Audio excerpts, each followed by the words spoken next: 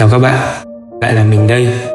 Hôm nay mình muốn ngồi xuống cùng các bạn và chúng ta cùng tâm sự về tập 7 của Kurisaya no Kajitsu với tựa đề Bức thư mang lại hạnh phúc.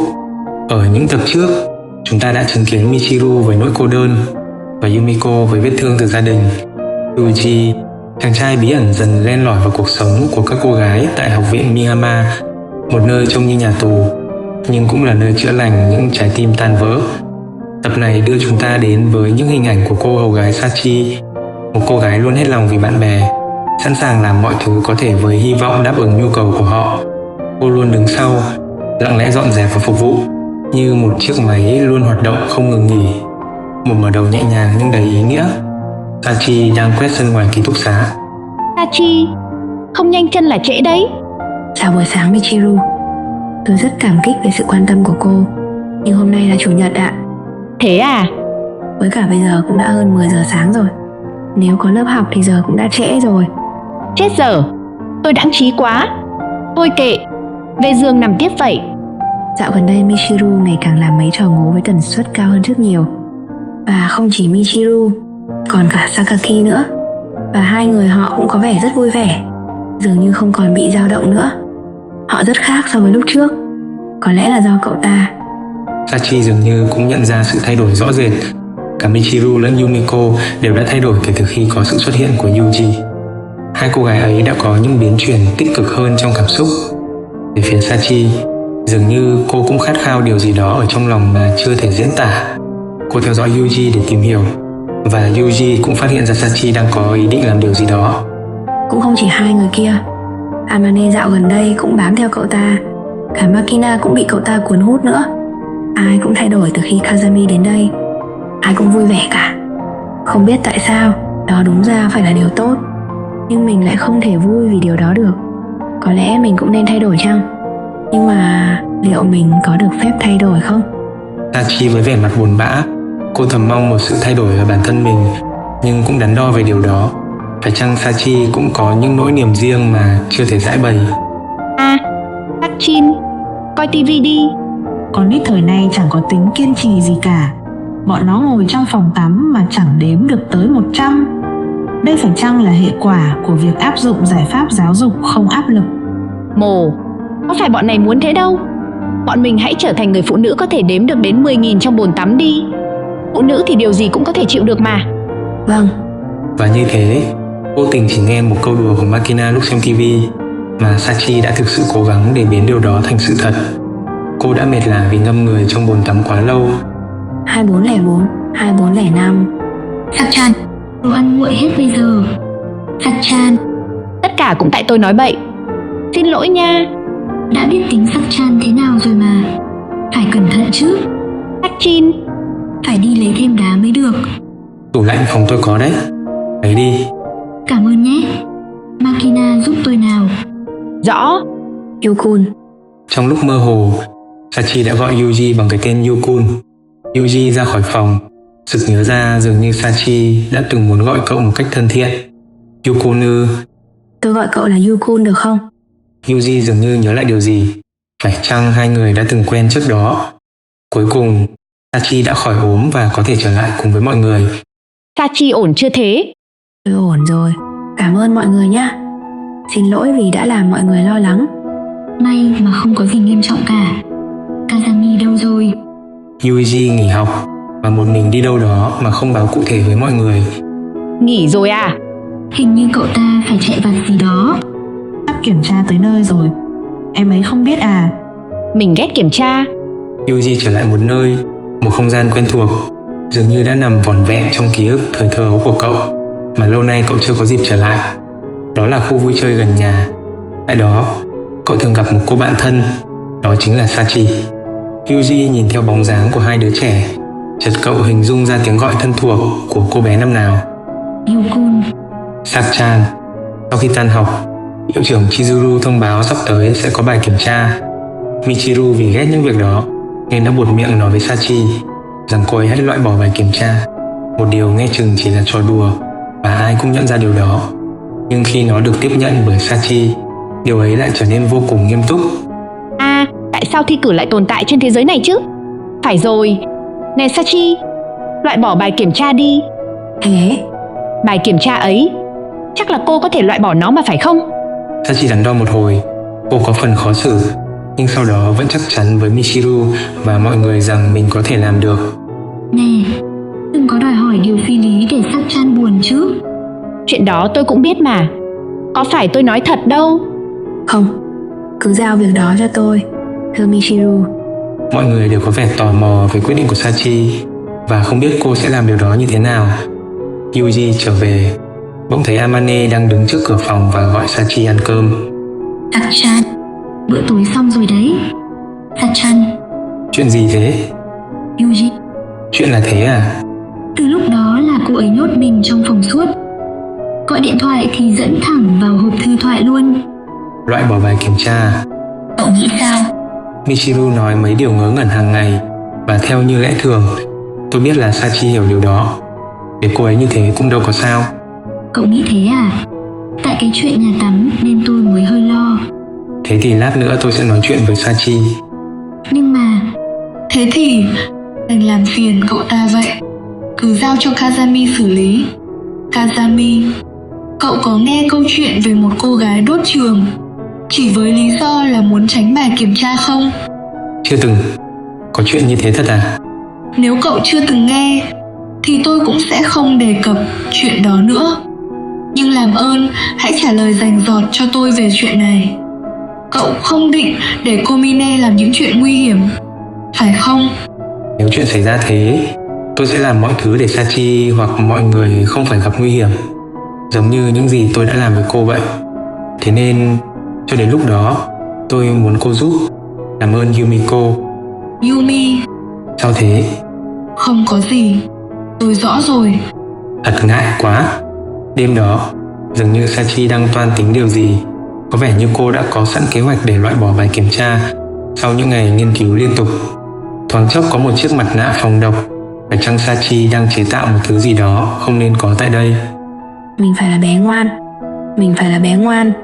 Sachi vẫn đi học như thường ngày cùng mọi người. Dưới góc nhìn của họ, dường như Sachi không có biểu hiện gì khác thường. Đêm xuống, Sachi đã ngầm thực hiện kế hoạch của mình mà không để cho mọi người biết. Cô cẩn thận đánh dấu và ghi chú các địa điểm. Liệu rằng đây có phải một vụ đốt trường như giả thuyết của Yumiko? Yuji cũng đã thấy được những biểu hiện bất thường của Sachi. Có vẻ như cô ấy đã thiếu ngủ hơn nhiều vì bận rộn thực hiện kế hoạch. Như vậy, Sachi miệt mà chế tạo những quả bom cỡ lớn ngày qua ngày trong phòng của mình. Ngày mai ta làm bài kiểm tra nhé. Nhắc Komine giùm cô nhá. Cái quái gì thế này? Cuối cùng cũng không thể bỏ bài kiểm tra được. Sắc-chin cuối cùng cũng không tới. Thì mấy ngày nay cô ấy trông cũng có vẻ mệt mỏi. Yuji như đã hiểu ra sự bất thường. Đêm đó, Sachi đã chở những quả bom tự chế của mình tới trường để làm theo kế hoạch. Chúng lần lượt được đặt ở các vị trí mà cô đã đánh dấu, bao gồm cả phòng học của họ. Giờ có thể yên tâm rồi Michiru. Sachi đang làm gì trong đó vậy? Mọi người, tại sao mọi người lại ở đây? Yuji gọi bọn tôi tới. Kazami à? Hắn cũng gọi cô nữa sao? Đừng có mà đi tắt đón đầu nhé. Cô lầm rồi. Tôi không hề. Dường như Yuji đã có ý định nào đó. Cậu gọi mọi người tập hợp tại phòng học, và có vẻ Sachi không biết điều đó.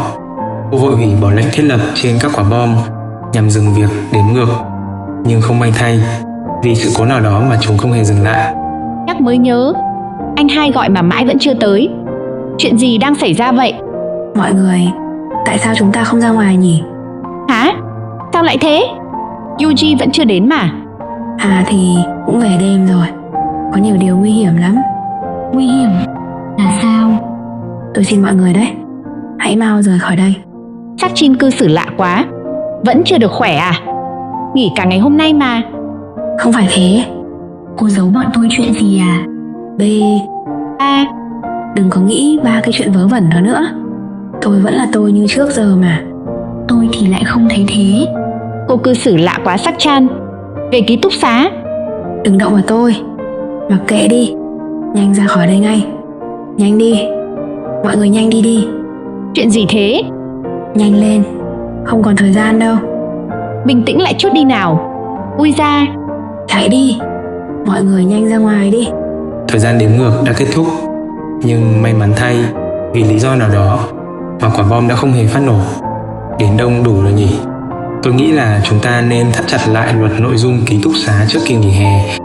Đúng là có hơi đột xuất, nhưng tôi rất vui vì mọi người đều có mặt đầy đủ. Mấy cái đó về ký túc xá mà tính.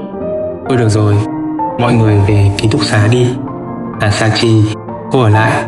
Chúng ta sẽ quay về sau khi dọn dẹp xong. Chuyện này quái lạ quá nha. Cứ để Kazami xử lý. Chúng mình đi thôi. Kazami, Gì thế? mấy quả bom.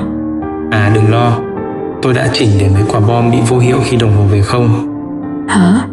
Nghiệp dư mà làm được vậy là giỏi lắm rồi. Không mong đợi gì hơn được. Hình như hơi quá rồi thì phải. Tại thị trấn ấy, trong công viên đó, nó cũng lâu lắm rồi nhỉ? Chắc chắn. Cuối cùng cậu cũng nhớ ra rồi à? Tôi đi hỏi mọi người xung quanh. May mắn thay, tôi đã gặp được người chú của cô. Có vẻ như bố mẹ cô đã gặp tai nạn phải không? Vâng, gia đình tôi có một cái xưởng nhỏ. Ban đầu nó cũng không khá giả cho lắm, nhưng cha mẹ rất yêu thương tôi. Nhưng rồi công việc ập đến và hai người họ chẳng nói hoài gì đến tôi cả. Đó cũng là lúc mà tôi gặp Kazami. Nhìn vào khuôn mặt cô đơn của cậu, tôi đã thấy được phần nào sự đồng cảm. Trong những lúc chúng ta chơi đùa cùng nhau, tôi đã có thể quên đi nỗi cô đơn. Nhưng rồi cậu càng ngày càng ít đến công viên đó. Đến ngày ấy, cái ngày sinh nhật thứ 10 của tôi. Sachi, hôm nay là sinh nhật của con. Bố mẹ đã nghỉ làm đó. Tại sao ạ? Bố mẹ đã để con phải cô đơn đến tận bây giờ. Thế nên bố mẹ đã quyết định dành cả ngày hôm nay để chơi với con. Nếu bố mẹ muốn tổ chức sinh nhật cho con đến thế thì tự đi mà làm đi. Trời đã Sachi. Tôi trút hết cơn giận của mình lên họ. Cái nỗi đau mà tôi phải chịu đựng trong biết bao lâu. Ấy thế mà hai người họ chỉ nói mấy câu kiểu như đã để con phải cô đơn để xí xóa. Tôi không thể chấp nhận được. Nhưng trong lúc ở công viên đó một mình, tôi chợt nhận ra rằng mình đã nói những điều thật tồi tệ. Sachi, Bố, mẹ, sao lại thế này? Mẹ tôi rơi vào cơn hôn mê sâu. Còn bố tôi thì đã, bởi chính sự ích kỷ của tôi mà họ mới gặp phải tai nạn đó. Đó là lý do vì sao mà tôi nhất định phải trở thành bé ngoan. Tôi phải là một cô bé ngoan luôn nghe theo những gì người khác bảo. Sachi, tôi cũng có một chút hoài niệm về bản thân mình khi ở thị trấn đó. Nè, cậu có nghe tôi nói không? Lúc đó, chuyện gia đình đã khiến tôi rất phiền não. Tôi cảm thấy buồn, nhưng cô đã làm tôi quên nó đi bằng cách truyền cho tôi tính ích kỷ của cô. Đôi khi tính ích kỷ cũng cứu giúp được một người. Sư phụ tôi đã từng bảo thế này: những đứa con nít luôn vâng lời và chẳng bao giờ nghĩ cho bản thân mình mới chính là những đứa khó nuôi nhất. Trong sự hối hận mà bố mẹ cô đã phải trải qua khi phải bắt cô chịu đựng, họ đã tự hỏi rằng liệu họ yêu con hơn hay yêu công việc hơn. Chắc chắn là họ đã đi đến kết luận rằng con cái mới là quan trọng nhất. Đó không phải là do cô ích kỷ, đó là điều mà bố mẹ cô mong muốn. Tính ích kỷ con nít đôi lúc cũng là một niềm vui cho bố mẹ. Cô có ích kỷ thêm chút nữa cũng không sao đâu. Cô tự mình bước đi được xa thế này là giỏi lắm rồi Sachi à. Sư phụ tôi cũng đã nói thế này: nợ người khác không có gì là xấu hổ, không trả nợ mới là đáng hổ thẹn. Hồi đó Sachi đã giúp tôi, nên giờ đây tôi sẽ đền đáp ân tình ấy. Tôi sẽ cho nổ hết đống bom cô làm để xóa hết chứng cứ. Liệu có ai tìm ra chúng ta không? Tôi đã có biện pháp đối phó rồi. Bịt tai lại đi. Nổ. Gì thế? Xét đánh à? Pháo hoa? Tôi chỉ chuẩn bị sẵn thứ này để làm vật ngụy tạo, nhưng xem ra nó còn đem lại nhiều thứ hơn thế. Vâng, cảm ơn cậu nhé, Yukun. Từ lúc xảy ra tai nạn đến giờ, cô cũng chưa gặp mẹ mình lần nào phải không? Chắc là mẹ đang rất giận tôi. Nhưng hôm đó là sinh nhật cô phải không? Vâng. Chú cô đã đưa tôi cái này. Chúc mừng sinh nhật Sachi. Gửi Sachi, mừng sinh nhật lần thứ 10 của con. Chúc tương lai con ngập tràn hạnh phúc. Chúc con mãi mãi được vui cười. Đó là mong ước của bố mẹ khi đặt tên con là Sachi, có nghĩa là hạnh phúc. Nói mẹ yêu con có lẽ sẽ hơi khó để cho con hiểu, nên mẹ sẽ nói thế này: con đã được sinh ra làm con chúng ta thế này. Thành thật cảm ơn con Sachi. Chính con mới phải cảm ơn hai người, bố, mẹ. Tuy chỉ có một chút thôi, nhưng dường như là mẹ đang có dấu hiệu hồi phục. Tôi nghĩ là từ giờ mình phải cố đến thăm mẹ nhiều hơn. Vậy à? Thế thì tốt rồi. Cho tôi hỏi một điều hơi bị ích kỷ được không? Cứ tự nhiên. Cậu ôm tôi đi, chỉ 1 phút thôi có được không? Chỉ 1 phút thôi à? Ừ, thế cũng đủ lắm rồi. Và như vậy, Komine Sachi đã trải qua một quãng thời gian khó khăn của riêng cô, mang trong mình nỗi ám ảnh phải trở nên hoàn hảo. phải là bé ngoan thì mới được yêu thương. Cô từng nghĩ rằng bố mẹ luôn mải mê công việc, bởi phần nào đó cô cho rằng bản thân vẫn chưa thực sự ngoan ngoãn. Những tổn thương trong quá khứ càng lấn át suy nghĩ của Sachi, khiến cô không chấp nhận bản thân mình, chỉ nghĩ cho người khác mà quên đi cảm xúc của bản thân. Câu nói của Yuji thuật lại lời của sư phụ cậu là một câu nói vô cùng thâm thúy. Một đứa trẻ luôn vâng lời và không biết nghĩ cho bản thân mình lại là đứa trẻ khó dạy bảo nhất, bởi sâu trong thâm tâm chúng, việc ưu tiên nghĩ cho người khác còn nhiều hơn nghĩ cho chính mình. Việc cố gắng để trở nên hoàn hảo trong mắt của người khác không phải là điều xấu, nhưng nếu vì vậy mà ta quên mất cách yêu chính bản thân mình, đó lại là điều không nên. Sachi nhờ có sự giúp đỡ của Yuji, giờ đây cô đã có thể rũ bỏ được nỗi lòng bấy lâu nay và chấp nhận thực tại để quay trở về thăm người mẹ của mình. Bạn nghĩ sao về cô hầu gái Sachi luôn cố gắng để làm bé ngoan trong mắt mọi người? Bạn có từng cảm thấy mình đã phải cố gắng quá nhiều để được yêu thương hay không? Hãy bình luận bên dưới chia sẻ với mình nhé. Nếu bạn thấy video này chạm đến góc nào đó trong tim mình, đừng quên like, đăng ký và bấm chuông thông báo để cùng mình chiêm nghiệm tập tiếp theo nha. Cảm ơn bạn đã theo dõi tới phút cuối. Xin chào và hẹn gặp lại.